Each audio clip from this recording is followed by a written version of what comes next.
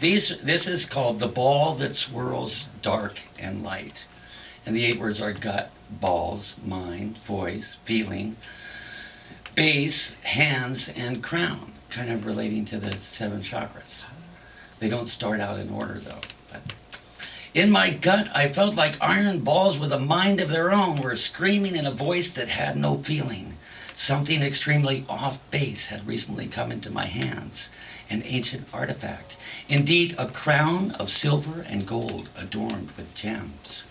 Yet I had the feeling that though precious, beautiful, and ornate, some base power had infused its essence. When I touched it, I saw balls of flame exploding in my mind and heard an inner voice proclaim, "Keep your hands off my crown or I will gut you." The tone reminded me of the voice of my mother. I clenched the mysterious object more firmly, and my hands began to burn as though submerged in some highly active base or acid. The flaming balls assumed the shape of faces and merged into one heavenly feminine vision.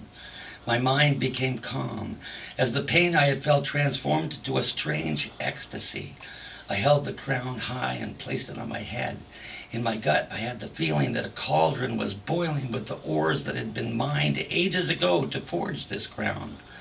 My hands began to tingle, and at the base of my spine I imagined a red ruby surrounded by balls of gold. The precious red gem moved up through my gut, heart, neck, and head, lodging itself front center just above the eyes.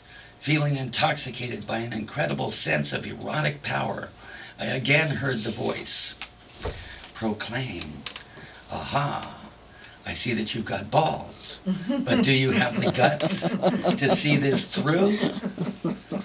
Now place the crown on my head." Opening my eyes, I saw the lady materialize before me.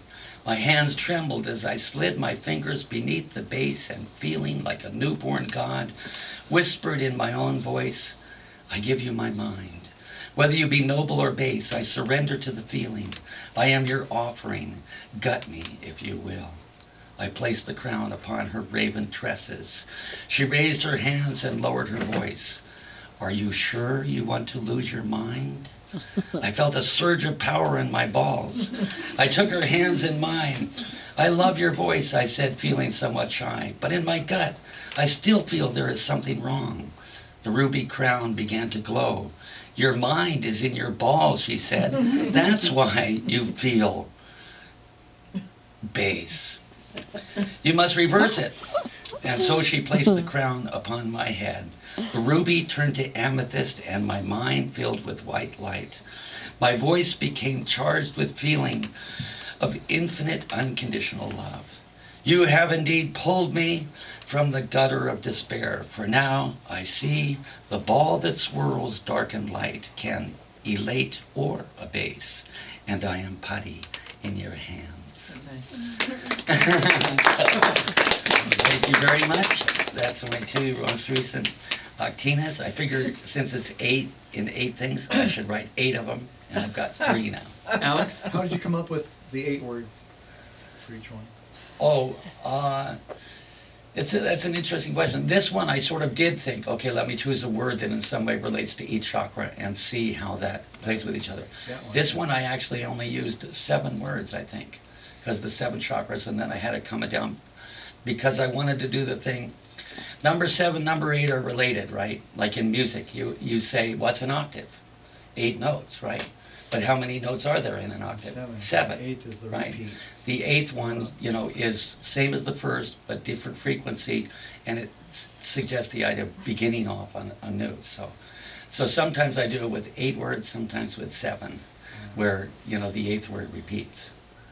Okay, and so then other times it's like, there might be other ideas in my mind.